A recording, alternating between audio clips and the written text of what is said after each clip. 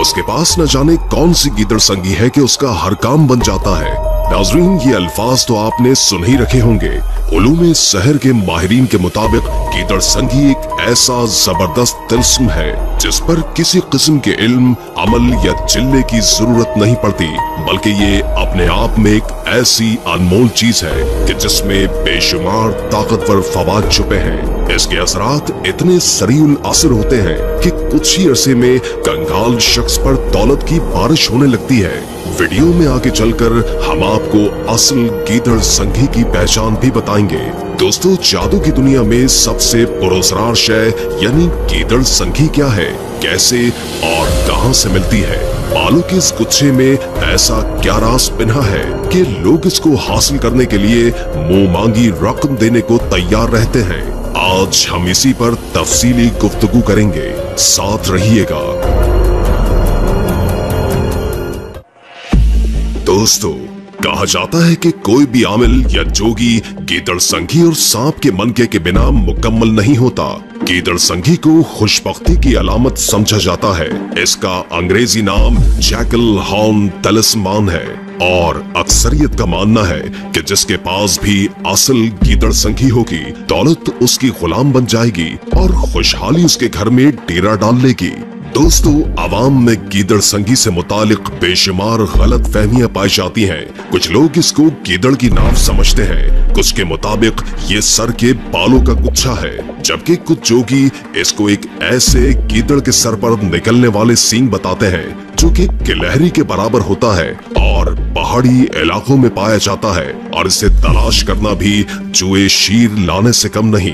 एक फहम ये भी है कि इसको सूअर के खून और दीगर कुछ अशिया से बनाया जाता है, मगर दरअसल गीदड़ संगी एक खास नस्ल के गीदड़ के सर से निकलने वाला एक सींग है जो किसी बड़े दाने की मानंद उसके सर पर उभर आता है और वक्त गुजरने के साथ साथ बढ़ने लगता है। आमिल हजरात इस सींग को जड़ समेत गीदड़ के सर से निकालकर बाकायदा हुनूद करने के बाद सिंदूर में रखते हैं। ये बहुत से मख्फी असरात की हामिल समझी जाती है। इसकी असल पहचान यही है कि गीदड़ के जिस्म से जुदा होने के बावजूद जिंदा रहती है और इसके बाल भी मुस्तकिल बढ़ते रहते हैं। इल्म समियात के माहिर इसे सर से इंतहाई एहतियात से दाने और जड़ समेत निकालते हैं, जैसे कोई पौधा जड़ समेत निकाला जाता है ताकि इसमें जिंदगी बाकी रहे। फिर सिंदूर इस संगी को कीड़ा लगने और गलने सड़ने से महफूज रखता है। अक्सर लोगों के ख्याल में गीदड़ संगी का ताल्लुक हिंदुस्तान से है और इसे हिंदू यात्रियों ने दरियाफ्त या इजाद किया, लेकिन हमें हिंदू मजहब या तारीख की किसी किताब में गीदड़ संगी का जिक्र नहीं मिलता। शायद सिंदूर में रखने के सबब इसका ताल्लुक हिंदुओं से जोड़ा जाता है, लेकिन दर हकीकत गीदड़ संगी की जड़ें कदीम मिस्र में जा मिलती हैं। अजीजान मन, कदीम मिस्र में गीदड़ को एक इंतहाई मुतबर्रिक जानवर समझा जाता था। मिस्री देवमाला में एनुबिस नामी देवता का जिक्र मिलता है जिसका सर गीदड़ का और बाकी जिस्म इंसान का था। आपने अक्सर कदीम मिस्र के एहराम और कदीम इमारात की दीवारों पर मुनक्कश शुदा तहरीर और शबीहात में भी इस देवता की तस्वीर देखी होगी। कदीम मिस्रियों के अकीदे के मुताबिक ये देवता इंसान के मरने के बाद उसका हिसाब किताब लेकर नेक को जन्नत में और गुनहगार को जहन्नुम में भेज देता है। कदीम मिस्री सींग वाले गीदड़ को इंतहाई मुतबर्रिक तस्वुर करते थे और इस सींग को अनुबस देवता का ताज गर्दानते थे। फिर ऐसे गीदड़ के मरने के बाद इसका सींग निकालकर हनूद कर लिया जाता और फिर एक खास मर्तबान में रखकर अपने खजाने का हिस्सा बना लिया जाता। ये तिल्स्म इसी तरह चलता हुआ हिंदुस्तान और तमाम दुनिया तक जा पहुंचा और फिर जादूगर हजरात गीदड़ संगियां हुनूद करने के बाद सिंदूर में रख के राजा, महाराजा और बादशाहों के खजाने के दरमियान रखते थे, जिससे खजाने में कमी नहीं होती और खुशहाली कायम रहती। मगर साइंस की दुनिया में गीदड़ संगी के मख्फी असरात को तस्लीम नहीं किया जाता। माहिर हैवानियात के मुताबिक संगी गीदड़ के सर में एक बीमारी की वजह से पैदा होती है।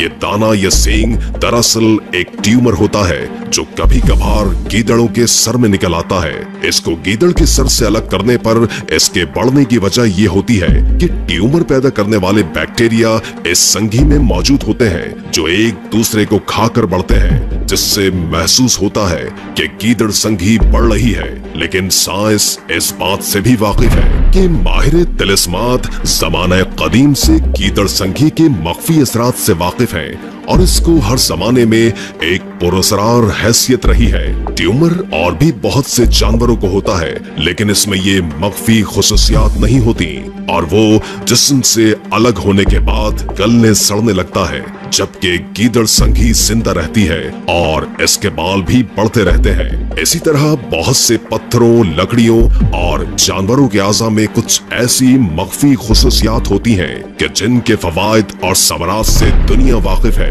लेकिन इसकी कोई साइंसी तौजीह पेश नहीं की जा सकती।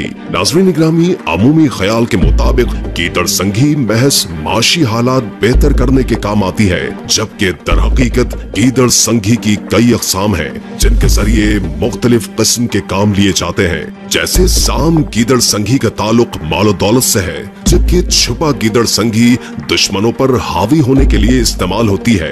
नाकेली गीदड़ संघी हर तरह के जादू और बदअसरात से महफूज रखती है। इसके घर में मौजूद होने से बदअसरात और बंदिश असर नहीं करते। इसी तरह मुख्तलिफ अक़साम की गीदड़ संघियां मुख्तलिफ मकासद के लिए घर में रखी जाती हैं। यहाँ आपको बताते चले कि आजकल कुछ शातिर लोग नकली गीदड़ संघियां भी फरोख्त कर रहे हैं। कुछ लोग हड्डी की मदद से सींग तैयार करके इसे महारत के साथ गीदड़ के सर पर चिपका देते हैं, जबकि कहीं बालों के गुच्छे की गेंद बनाकर गीदड़ संघी के नाम पर फरोख्त कर दी जाती है, क्योंकि आम लोग इसकी असल शक्ल सूरत से वाकिफ नहीं और न असल और नकल की पहचान रखते हैं, इसलिए लालच में आकर आसानी धोखा खा जाते हैं। तो ऐसे हालात में असल गीदड़ संघी मिलना इंतहाई मुश्किल काम है। आज मुख्तलिफ जगहों पर गीदड़ संघी 500 से 50,000 तक फरोख्त की जा रही है, लेकिन सब मुमकिन तौर पर जाली है। चुनाचे अक्सर लोग गीदड़ संघी खरीद तो लेते हैं, लेकिन जाली होने के सबब इसके कोई असरात जाहिर नहीं होते।